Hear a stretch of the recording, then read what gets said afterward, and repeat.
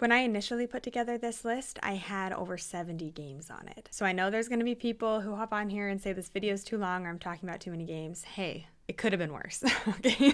Hello everybody, welcome back to the channel today. My name is Carly and today we're talking all about Gen Con 2025. I'm a little bit depressed because if we wouldn't have moved from Connecticut, like I was fully planning on attending Gen Con this year. The move kind of threw everything off. So unfortunately, I will not be attending Gen Con this year. Hopefully next year. I mean, I feel like the last handful of years I keep saying that hasn't worked out, but hopefully, fingers crossed, next year we will be able to make it work so I can actually attend Gen Con. If you're not familiar with what Gen Con is, there are a handful of conventions that happen all over America, really big board game conventions. Gen Con is the biggest. It's the biggest board game convention in America. It is massive. Everybody goes. It's insane. The really cool part about Gen Con is lots of times that is where publishers are showing off or releasing new games. And over on the Board Game Geek website, there's actually a geek preview that gets put together and put up. I don't think they've always done this. Who is the gentleman who puts this together?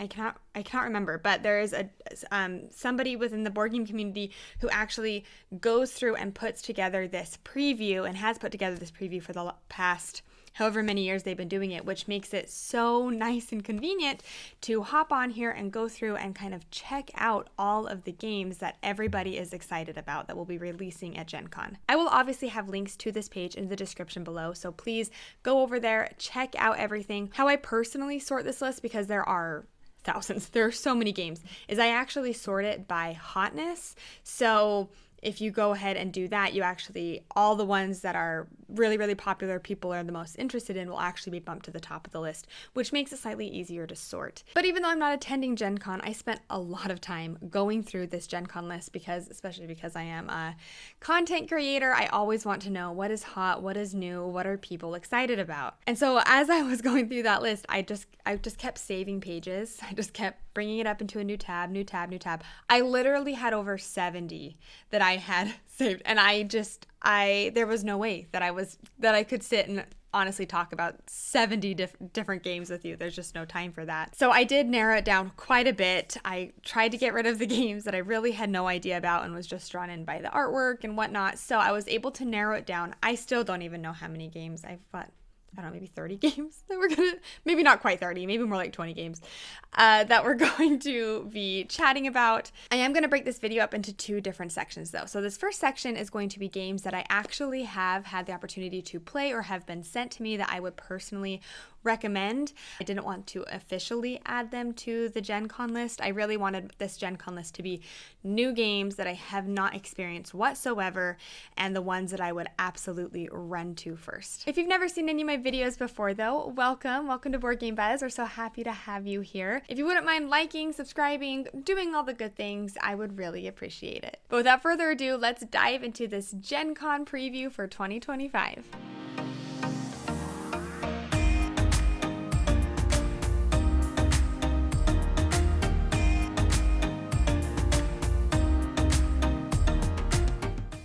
Like I mentioned before, I kind of have two separate lists. So the first little lists of games that we're going to talk about are games that I would recommend to you to check out because I personally have been able to try them, or they're games that have actually been sent to me. So, I mean, I already kind of have the games, I just haven't yet dived into them. So very briefly, we'll kind of chat about these. So the first one is Vantage.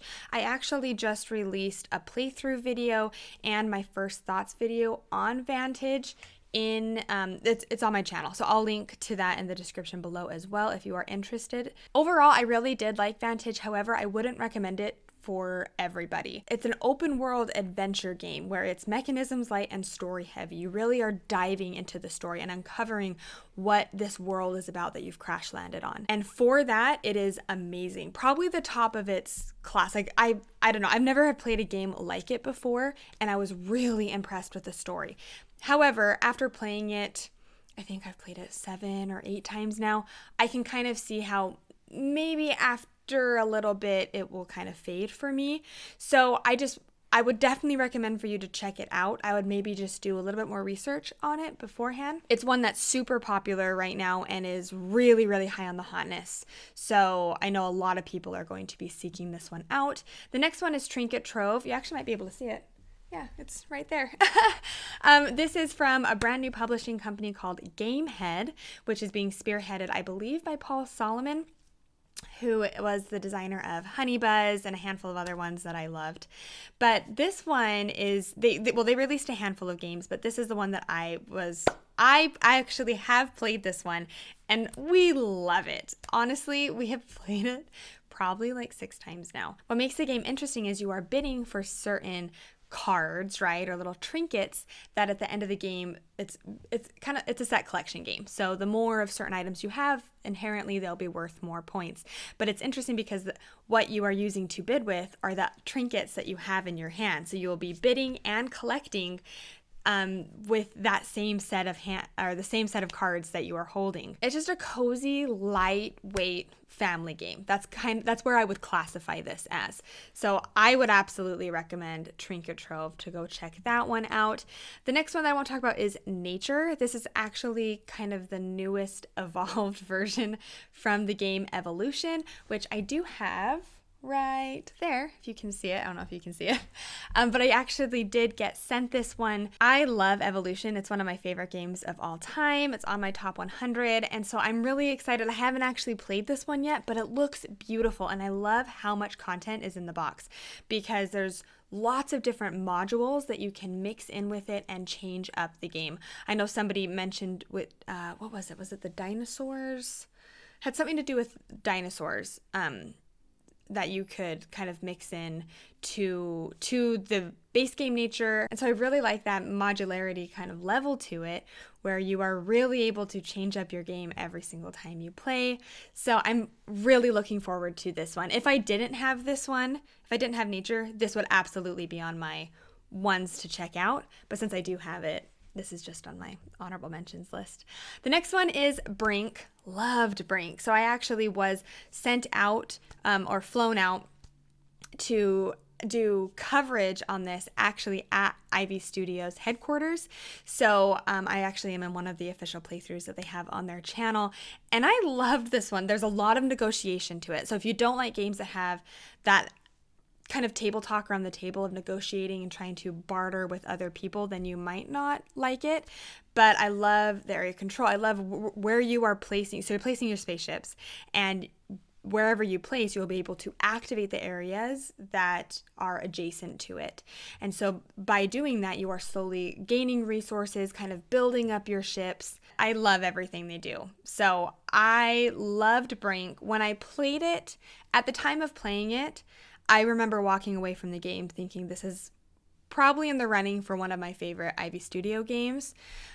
Since then, I've actually played a handful of more Ivy Studio games, so this one might have been bumped down a little bit, but it is still fantastic. Next one is Luthier. I was actually paid to do a Kickstarter preview for this game, which is why I haven't it's not on the main list. However, this game is fantastic. When we sat down and I played it a handful of times, obviously, to prepare for the Kickstarter preview that I did for it, and it blew me away. I loved the puzzle in this game because you are bidding for actions, and you're doing that with a worker placement hidden bidding type of mechanic. You will be collecting instruments and building them or repairing them. You will be going out and performing and helping these musicians at the time. It was such an elegant game, and honestly, Paverson Games, they are phenomenal. Like they came out with Distilled, which is incredible, and then Luthier, which is amazing,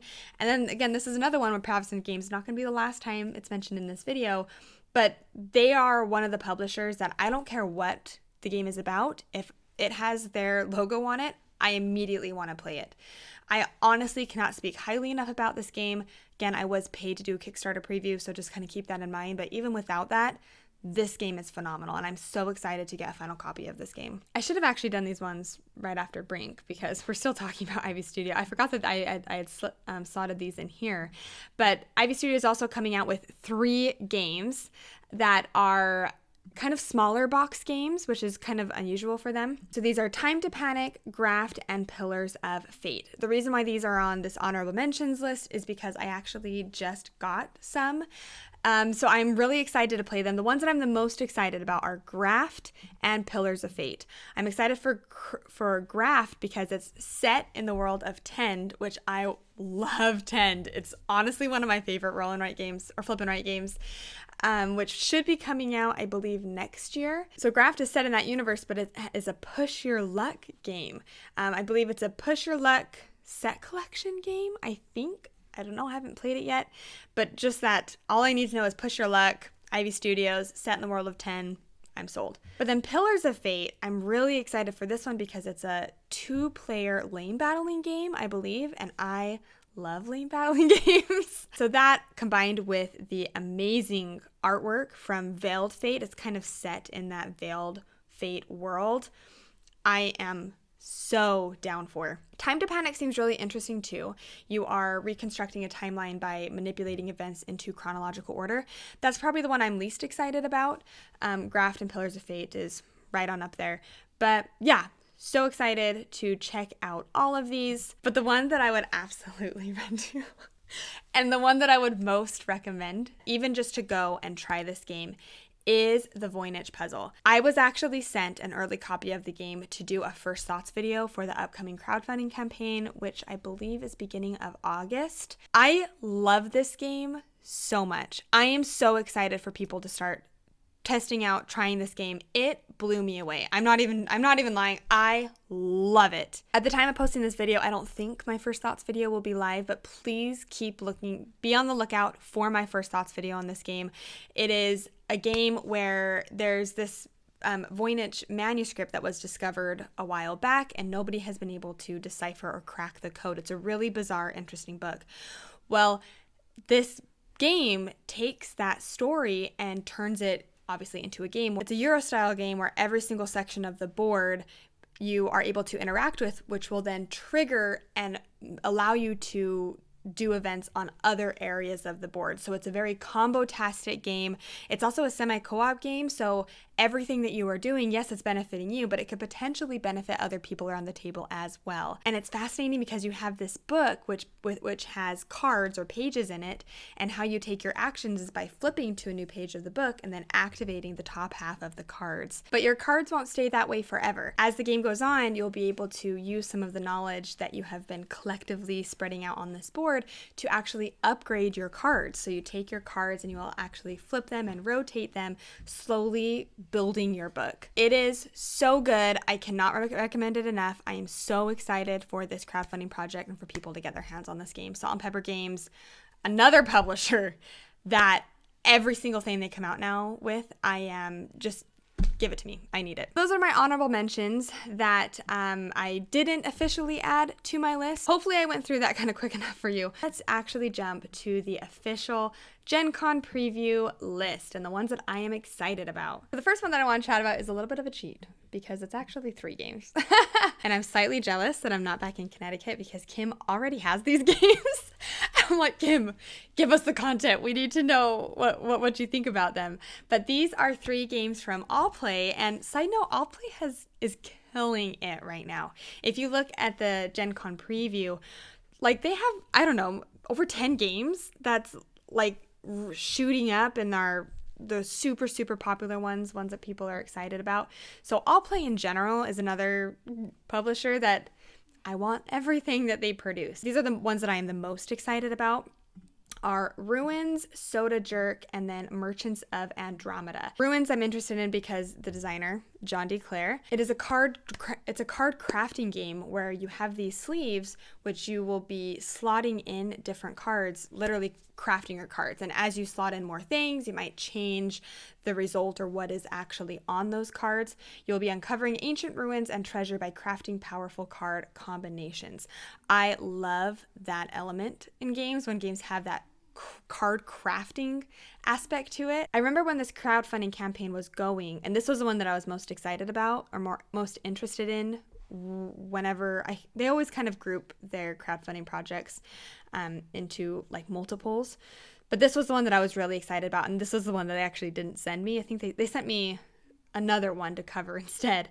And I was like, I really want Ruins because it looks really good. But yeah, so honestly, I just needed the designer name. But then when I heard about kind of the mechanisms in it, it just sounds fascinating to me. The next one is Soda Jerk. I am interested in this one because, again, of the designer. This is Chris Yee. If you watch the Dice Tower at all, this is his new game. It says, carefully manage your hand to serve delicious beverages while being a jerk to others. So you'll be dealt a hand of soda cards or soda flavorings, I guess. So there's strawberry, blueberry, banana, kiwi, and orange. And on your turn, you will play a card face down in front of one of the taps, and you can flip over a face down card. And so plays will continue until players start their turn with 3 cards left in their hand, and then all players will flip over the cards that are on the table. At this time, then you will determine the final value of the taps and reveal any remaining face down cards, and add up all matching flavors while subtracting all non-matching cards. It sounds like such a fun game, and I love the artwork. Sai Beppu, is that his name? Yeah, Sai Beppu. I hope I'm pronouncing that correctly. I love the look of his artwork. It's so iconic. He's also the one that does Nana and a lot of the Japanese style of like smaller card games.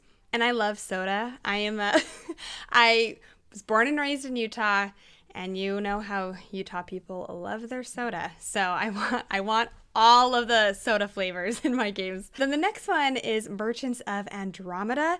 This one is kind of interesting because I think you're just trying to get the most money, but it says it's a game of space politics. You'll be casting your votes in the Senate, bidding on lucrative space goods, or resorting to ship combat.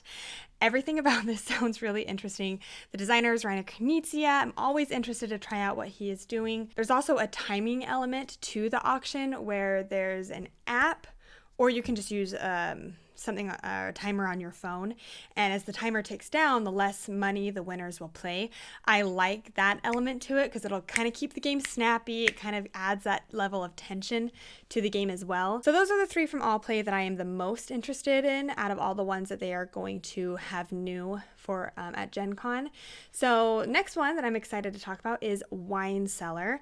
This is a bidding game where you're bidding to have the most impressive wine collection. One of the reasons why I'm really excited about this one is because it seems like a fairly simple and easy game to play, and it plays with up to 8 players. It almost kind of feels like and seems like a party style game, and I'm not really a huge party game, but that's because I feel like most party games look wacky, look zany, I don't know, they just don't give me the vibes that I typically am going for and I'm drawn to with my board games. But this one actually looks really good. Obviously the Vincent Dutrait artwork helps a little bit. But you will be collecting wine bottles to create a cellar, and bottles will be arranged to create a timeline for the order in which the wine was consumed. And that's the interesting part to me, is each bottle will be worth different amounts based on where it is in the timeline. I love auction and bidding games in general, so to have one that is an easy one to just kind of throw on the table and play, and plays with up to 8 players. It says 1 to 8, so I assume there's even a solo mode to this. So I'm super interested. Next one is the newest one from Envyborn Games, and this is Hercules and the 12 Labors. I love everything about the theme in this game, the artwork. This is a solo game, so if you're not a solo gamer, you might not be super interested. I am definitely starting and trying to get into solo games more and playing them. This just looks beautiful, absolutely beautiful. I know Alex from Board Game Co., he kind of compared this to, oh my goodness, what is that game? This is gonna drive me crazy. I think is it 20 Strong? I think that's what it's called. This kind of gave him similar vibes. I love Greek mythology and everything about the look of it. Like, I need this game so bad. And another one from Envyborn, this is kind of off the topic. I just went to their site because I've actually played Confusing Lands from them, which is really good. A really good, quick 2-player card laying game. But Sirens is another one. I don't know if they're going to have this in Gen Con, But I really was interested in trying Sirens too, because again, it had that like Greek mythology look. But this one is absolutely, in my opinion, the most beautiful game that they've produced yet. So I'm really excited to see what this one has to offer. Next one I'm really interested in is Cascadia Alpine Lakes. So Cascadia was one of the first games that I played when I entered the hobby, and I just fell in love with it. And I remember telling Jordan for the longest time, nothing's ever gonna beat Cascadia, nothing. Well, it's slowly dropped over time because there have been games that I've played. Primarily Harmonies is kind of my new favorite of kind of that tile laying style of game, but I still really like Cascadia. However, this Cascadia Alpine Lakes looks interesting because it's a standalone game, and why I'm interested in it is because it says it's a puzzly tile layering game, not tile laying, tile layering. So I almost wonder if it's going to be more of like a stacking-ish type of game, kind of like in Acropolis or Aqua, just kind of has a little bit more of stacking. I love the artwork in Cascadia. I really do love the theme. So I'm really curious if this kind of takes Cascadia but bumps it up a notch for me. This next one, you'll be delivering goods with a railway company. This is Lightning Train. I'm mainly interested in this one because of the designer, Paul Denon. He's one of the designers that worked on Clank Legacy, or the Clank series, and then also Dune Imperium. Both of those are fantastic, very well-regarded games, so I'm really curious to see what they do now with this train game. It also is a bag building game, from what I'm understanding, which I love bag building games. So I'm just really interested to see what he does with that mechanism. And it's interesting because the board almost looks like a Ticket to Ride board. You almost could show me this game and be like, oh, this is a new Ticket to Ride, and I'd be like, sweet. So I'm interested to see if it, like, how different it is, right? And if it really does feel like a different game, or if it just kind of feels like, yeah, it's just kind of like a Ticket to Ride spinoff. I've actually had this next one on my list a handful of times. I think it was actually on my,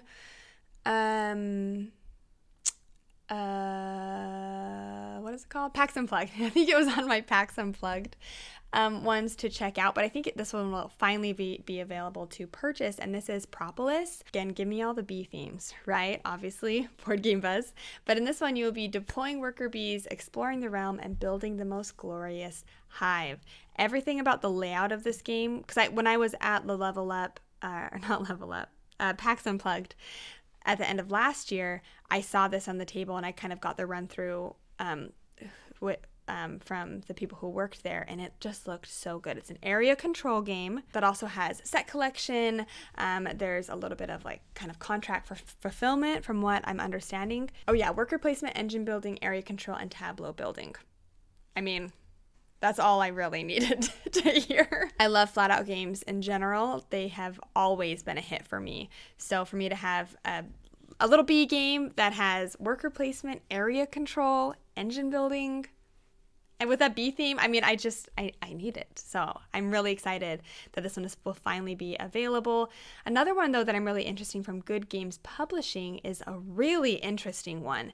I think that's the reason why it's on this list, is because it's just interesting and different. And this is 12 Rivers. You'll be collecting magic pearls as they flow downriver in this kinetic worker placement game. And this is interesting because you have this board with rivers running down it, and you will literally be placing marbles, and at certain times lift up blockers, allowing the rivers or those marbles to flow down. I've had this on, was it my Essen list a couple of years ago? I don't know. I've had this on my radar for a while. So I'm glad that they are finally able to bring it over into America. It just looks and feels different, and that's why it just stands out to me. It's beautiful. The production of it looks beautiful, and it almost kind of looks like a potion explosion, kind of, just in the style of running things down and then you're collecting them to fill out your llama. Potion Explosion kind of has that, right? You have the marbles running down, you're trying to fill your potions. So I'm curious to see how this one differs. This next one, I haven't really heard a lot of people talk about it, but it sounds interesting to me because I feel like most ecosystem games involve rainforests or mountainy zones, but this is Antarctica, and you are going to be exploring Arctic fauna by creating your own ecosystem. So it says it's a competitive card-driven engine-building Euro game based on the development of Arctic ecosystems, especially fauna. The game features more than 160 animals, and you want to build a viable ecosystem. I don't really think I see a lot of games set in, like, I don't know, especially one that's based on an ecosystem, right? So there's so many games out there that do involve, different aspects of Earth or whatnot, or they're mainly focused on rainforests or different things. But the fact that this is just simply set in an Arctic ecosystem sounds really interesting to me. And the publisher is This Way Publishing, and they are the ones behind Ice. So Ice is one that should be coming to me whenever, maybe next year. I think that's when Ice Second Edition will be fulfilling. But I love how all their games are like Arctic themed. I know Tim Chuan really liked Ice. That was primarily the reason why I backed the second edition.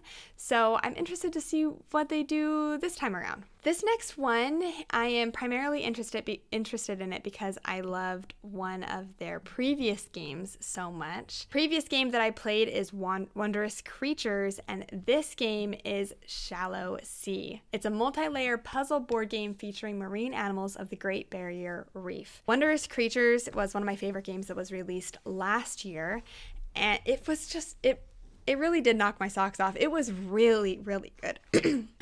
Sorry. I honestly don't know too much about Shallow Sea other than it looks gorgeous, okay? And it has that pattern building mechanism in it, which I love pattern building games. It says on your turn, you will choose tiles showing fish, coral, or sea life and place them on empty spaces in your board. When fish surround a coral of the same color, you flip over the completed coral, which becomes a home or fish. Choose which fish will inhabit the coral, keeping the puzzle and ecosystem cards in mind. You can use seashells to lure fish and move them, ideally completing multiple corals at once if you build them strategically. I love all of that. So excited for this one. And it does look like there's a solo mode to this game. It says 1 to 4 players. So yeah, I'm here for, and look at that cover. I mean, that is a beautiful cover with the clownfish right in the center. Again, another publisher, newer publisher to be keeping your eye on. We're coming back to Paverson Games here because I love Luthier so much and I just want to know what this is about. I don't have any insider information or knowledge on this game and it's driving me crazy because I want to know what the board looks like. I want to know kind of what you're doing, but this is Class of 89. In this, you're going back to high school. You are breaking out the neon, dusting off your mixtapes. It's time to create the most legendary yearbook spread ever. Ladder climbing, matching, pattern building, set collection. I want it. So you're trying to create this yearbook. It's like you're in the yearbook committee and you're creating this year's, the Class of 89's yearbook spread. It says you'll be using worker placement to snap the most cringy, classic, and totally radical senior year moments to make your yearbook the best in class. I would run to this booth, honestly, just to check this out, just to kind of see what's going on and to just get more information on it because I want to know more. And again, Paverson Games, all I need is their logo on it and I'm sold. Next one is Pillars of Heracles. I'm interested in this one again because of the Greek theme. I think that nobody's really said this. I think Greek themes, or maybe they've always been around and I just haven't noticed, but I feel like there's a huge push lately in Greek themes. I mean, when you think about the last year, how many games that have come out that have been Greek theme. I mean, just off the top of my head, I mean, Cyclades got a new edition. We have the new games coming out from Bitewing Games. We have even like Button Shy Games. There's like an upcoming Button Shy one that has like a Greek kind of theme on it. There's lots of Greek themed games that are coming out, which I love. But in Pillars of Heracles, ancient Greece unfolds, conquer, trade, build, strategy meets mythology. From my understanding, it's mainly an area control game, which I love area control games. The objective of the game is to become the most glorious city-state of them all. You can gain glory in the game by controlling cities and regions, building monuments, and fulfilling prophecies. And look at that artwork. I mean, that cover art is gorgeous with that like warrior goddess on the top. Like, I just need that just for the cover, I'm not gonna lie. This next one, again, I'm primarily interested because of the designer, Elizabeth Hargrave. If you are familiar with her, she is the legendary designer behind, well, a lot of games, but primarily Wingspan. And so she's designing this new one called Sanibel, where you'll be collecting seashells that come and go with the tide on the beaches of Sanibel. Players walk up and down the beaches of this Florida island city, collecting a wide variety of seashells and carefully adding them to your bags. As you collect shells, you drop them in the bag, letting them fall to the bottom Tetris style. Focus on the shapes of shells and where they land, since they score in a variety of different ways. One of our favorite things to do as a family is just walk the beach. We love collecting sea glass and shells, and I just thought that was such a fun, interesting idea of collecting things, throwing them in your bag, and just having it slowly fall to the bottom, because it makes sense, right? That happens when you're collecting stuff. It just slowly falls to the bottom, and where it lands will score you points. So I find that interesting. There's really not a lot of information or pictures of what the boards look like, but I really want to learn more about this game. This next one is Koi, and I'm really interested in this one because the designer, DV Games, released a game called Bonsai last year or the year before. I can't quite remember when Bonsai was released, but I was interested in Bonsai. It looked good, but I don't know, for whatever reason, it didn't draw me in enough to make me want to purchase it. However, Koi looks really good. It's really drawing me in. You are building out your own koi pond. If you look at the board and actually look at Bonsai, they actually look very similar, but this is just engaging me more, and I really like how there's actually clear acrylic fish tiles that you actually can place on top of your koi pond that you're building out. So you're attracting these fish and building out and just creating an aesthetically pleasing koi fish pond. This next one I'm excited about because I love the first game so much. So the first game that came out was Chronologic Paris 1920.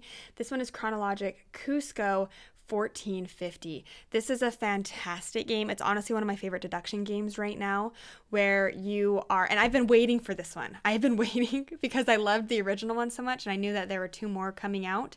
So I was here for it. I believe, so this is Cusco 1450. I believe there's a Babylon one that should be coming out as well. But this is a game where you have, at least in the original one, a murder or something's taken place, and you will be slowly getting clues and working behind a board, and you will be writing down where people are moving to, and eventually you will come to the point where you have enough knowledge to know who killed who and at what location at what time. This one looks very similar to Chronologic Paris 1920, but it does look like it has a little bit of differences, and I love the system so much with Paris, with the Paris Chronologic. So simply just to have another version that gives me new mysteries to solve, new locations to visit, kind of a new board to bounce around with. It is so good. There also is the Grand Central Skyport. Artwork is done by Andrew Bosley. This is primarily why I'm interested in this game, I'm not gonna lie. But thematically, you are operating one of the largest airship skyports in the world. Under mechanisms, the only thing that's listed is a rondelle, but I love me a good rondelle. So I am here for that. I haven't really been able to find a whole lot of information on this game, but I love the look of it on the board. It totally looks like a game that I would like. It says you'll be officially operating your airship station and attract the most prestigious tycoons to your city. During the game, you attract new airships to your skyport, and each airship has a color and an initial slotting movement. Try to maneuver your airships to group them by color so they can stack and score increasingly more points. I want this game so much. I think it looks so good. Next up is The Anarchy. This is from Garfield Games. I'm primarily interested in this one because I love the first game. I mean, it's not technically a first game, but it's kind of a first game, which is Hadrian's Wall. The Anarchy, is basically like a more souped up, beefed up version of Hadrian's Wall. So I'm really interested to kind of see what it changes, what it adds. They also have Sarah Bara, I think that's what it is, which is like resource management, the game, essentially. There's like 20 different resources. It's crazy. I'm a little bit intimidated by Sarah Bara, I'm not gonna lie, but I'm sure if I sat down and just quietly taught myself the game, I'd be able to learn it and understand it. But I'm interested in the Anarchy more, honestly, just because I love Hadrian's Wall so much. So if you're not familiar with Hadrian's Wall, it's a roll and write game that is a very big game. There's like, I mean, I don't want to overstate it. It's not like a super massive hard game. There's just a lot going on comparatively to most other roll and write games. So I'm interested to see what this does or changes to it. These next three are the ones that I am absolutely the most interested in, though, and would run to first. So third most anticipated game for Gencon this year is Above and Below Haunted. This is a Red Raven game, designed and artwork done by Ryan Lockett, obviously. This is interesting because I believe that this is a game that took the original game Above and Below and changed some stuff, altered some stuff, made it a tighter game. It says you and your family have lived in the marshlands for generations, but your hometown is getting crowded, and you've heard of a group of villages to the west in a landscape of azure lakes where constantly flowing water has created a maze of watery caves, sinkholes, underground streams, and porous bedrock. Packed up your favorite fishing pole and strapped your baby to your back, ready for a fresh start. If only you'd known about the ghost, you might have stayed where you were. So this is a standalone sequel, but you will have ghosts that your buildings can become haunted, and it will lower your reputation. There are wooden ghost tokens that are placed on building cards, and players can perform a banish action to remove your ghosts. I believe this is primarily a set collection game. I've actually never played the original Above and Below, but this theme and the look of this game, it looks so good. I'm definitely gonna order this one because I need it. It looks amazing. I love that haunted aspect to it. It just gives me all the good vibes. But we're going to keep going with haunted vibes onto my second most anticipated game, which is Spooktacular. This is another one that I have been waiting for it feels like 10 years. Really, it's probably been like a year. But I've been so excited. In Spooktacular, you are becoming the monsters, I believe, that are haunting the people who are going to the movie theaters and like watching your movie, I guess. It's Halloween night in 1968, and the all-night Spooktacular Film Festival is running in full swing in the midst of a wild thunderstorm. Suddenly, lightning strikes, overloading the theater's power circuits and releasing 100 years of cinematic monsters from the silver screens. As one of those monsters, you are now free to wreak havoc, terrify and devour unsuspecting moviegoers in a race to become the most terrifying monster of all time. I mean, do I need to say any more? That's all you need. That's all you need, and you should know that you should be running to this game at Gen Con. It's played over a series of rounds where players perform the steps on their monsters in turn order. I believe, I might be wrong, but I thought that there was a little bit of asymmetry in regards to the monsters behave and act in different ways. But I just love it. I love the old, I mean, it's not old school, but like 1980s kind of vibes. Totally here for the theme. I need this one now. But this next one, which should be no surprise because I think this has been my number one for like a couple years now. But this is Tea Witches, okay, for the op games. I have been so excited for this one. I'm so nervous that I'm going to play it and it's going to be meh or all right. Because I've like built it up so much in my head. You are playing as little tea vendors from across the land, and you are summoning and serving lines of witches in order to gain their loyalty, all while sending out magical teapups to entice celebrities and find ways to further enhance their prestige. I think the production of this one looks amazing. You literally have this little you have like these teapots in the center of the board, and you are going to be brewing and making tea. It obviously has the beautiful Sandara Tang artwork. Actually, Trinket Trove was also the art was done by Sandara Tang, and the designer is Manny Vega. So they are teaming up again. If you remember, they actually teamed up and those two worked together for Flamecraft, and now they are doing Tea Witches. So I'm really excited to see what they come up with. I think that's what it comes down to, is I am just really excited. I believe I should be getting this game at some point. I hope so, because I want it so bad. Everything about this game just screams me and I need it. All right, so hopefully I ran through my list quick enough with you. I had so many freaking games, and this is after I cut down my list, okay? I just couldn't not talk about these games. So I figured I would just share all the ones that I am really excited about with you today. Hopefully I didn't give you too much of a board game overload, but again, it was kind of nice to briefly touch on a lot of them just to kind of give you the ones that are standing out to me. If you are going to Gen Con this year, please let me know the games that you are the most excited about.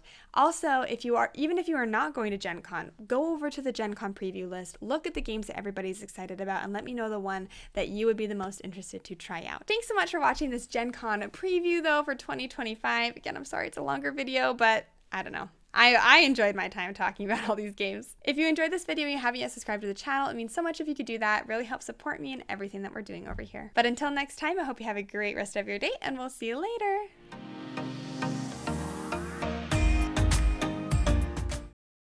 I'm so sad that I'm not going to Gen Con. Like, I have FOMO so bad.